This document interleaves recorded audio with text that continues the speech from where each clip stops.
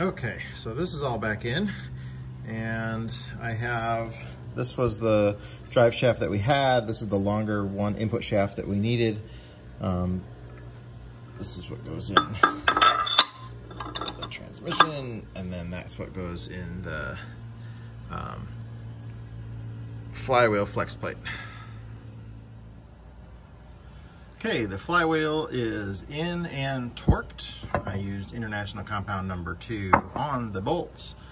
50 foot-pounds and then plus 90 degrees. And then I got the flex plate in, that little spring and cup go in there. See if I can get it out of here. So that's what holds the tension on the input shaft. Pretty much I just sprayed it down with some brake cleaning, cleaning everything off, making sure there was no gook on it. Input shaft is in the transmission. Just got to put that little ring, the adapter ring on.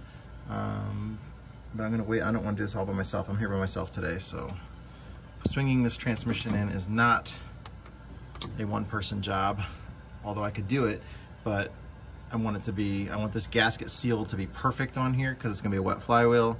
I got 2 gaskets I got to maintain in position and not have them fall out of place. I'm going to add a little bit of Right Stuff Permatex on there, kind of help hold it in place and to give it a little extra seal. So I need to make sure that it gets done relatively quickly, and I don't want it to dry while I'm still working, and that's what's going to happen if I do it by myself. So 2 or 3 people is really what this takes, and I'm not going to make Kelly be the second person on that one. I noticed a few people were like, why don't you use the right tool, put a tool to lift that flywheel? Well, I had the right tool. I made this a couple years ago. You can see that I used it in a video if you search V730 flywheel on my channel, and it worked great. It had this hook on the end of it, but the last time I used it, the flywheel was so heavy that it bent and the flywheel almost fell off the hoist. So I just went to re-bend it on 2 days ago when we were lifting the other one off, and it busted. And I didn't feel like rebending it because it wouldn't have the right center of balance on it, so I needed to make another one. But I mean, I don't know what that is. It's at least 1/2 inch stock, if not bigger. And it just snapped. It originally bent because of the weight of that flywheel. That's how heavy that damn thing is. So this did make it easier, but when it starts bending and it's gonna fail, and we had so many guys here last night, I was like, it's just fine, let's just all lift it up on there and get it on there, and we did. It was a little sketchy balancing it, but we got it up on there. It went right on. The pilot tool that I used, you just line up the one stud, get a bolt in, bolt went right in. We didn't fight with it. Once we got it in the hole, it went right in. Okay, got the flange on there. I don't have enough bolts. I had to steal some from the other one, so I'll send Lance to the hardware store tonight to get some more bolts. But it's got 4 of them on there, evenly spaced, every other one, so we'll be good to get it put on. Just not going to drive it like that, but he can get those on there later. Or if he gets them tonight. I'm not going to let it stop me from getting this transmission swung on the engine. So again, it's just about ready to go in. So I've been using these Icon wrenches, the Harbor Freight, kind of their Pro Tool Line series. I've been real happy with them this week. They fit really tight. The fit is great. They seem to be, they're a little bit longer than some of my other wrenches that are the same sizes. Sometimes that's better, sometimes maybe that's a disadvantage. But having that extra leverage, for the most part, comes in real handy. And I use wrenches a lot, as people notice. But I've been real happy with them. The finish on them is great, they feel great, and the fit is awesome. Okay, I got this ready to go in for the final fit. This is everything, making sure it goes together, making sure the drive shaft is gonna go in. And then once this is done, if this works, I'm pulling it back out, gaskets are going on, transmission's going in. Lance is working on right now the reinforcements on that rear bulkhead, some aluminum pieces that we're bolting in to reinforce where we had to cut some out. And then we're just gonna make sure everything's tight on the back side with the starter, get a couple more of those linkages out real quick, and then this thing's going in for good, hopefully.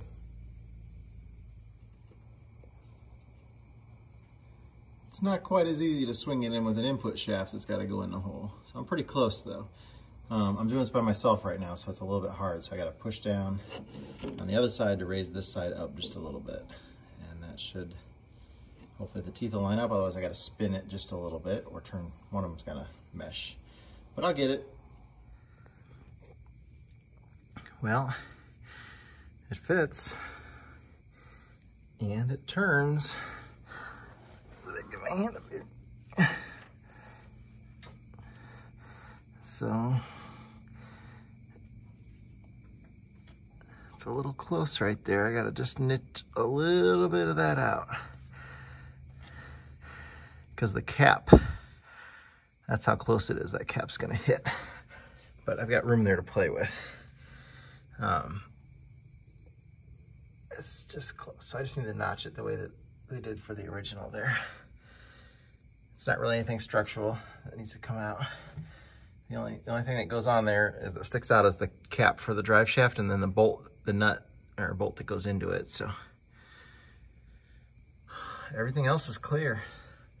Plenty of room for vibration and movement. Nothing's gonna touch and rub. That's pretty close right there, but I had a feeling it was gonna be. That's why I wanted to get that on there to test it.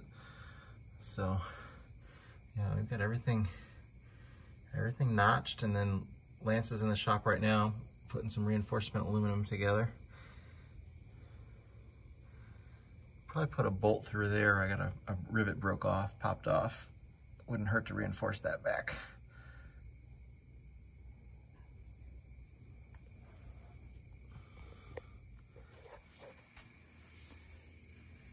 Well, there it is for its final test fitting. Everything is great. Just one little thing to remove up there by the drive shaft for clearance on that, and then we'll have it. It does go in all the way. It's a 1/4 inch away at the bottom right now, but I'm out here by myself, and if I put pressure on it, I can get it up against it. What a night.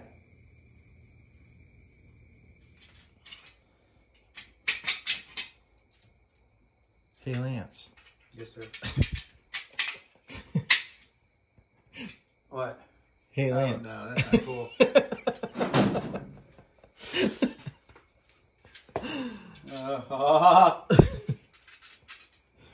You got me. I was like, whoa, whoa.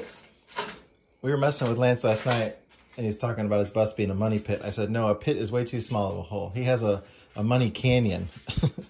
Yeah. He didn't think that was funny. Gratuitous laugh. That's how you want it, right? Yep, that's exactly right. 1, 2, 3 in. Well, everything is ready to go together. I didn't get to it today. I had a horrible migraine headache most of the day today, and I didn't even start work until 3 o'clock in the afternoon. It's like 8 o'clock at night now, 8:30, something like that. We got everything ready. It's so late now, it's late at night, and I didn't want to have that Permatex and stuff that I'm putting on the gaskets. I didn't want to have a fight with that tonight. So tomorrow it'll go in, and then we'll get the drive shaft done. We got to get the measurement for that. I don't know what else. Then we got to do the cooling system, all the hydraulic hoses and stuff like that have to get done.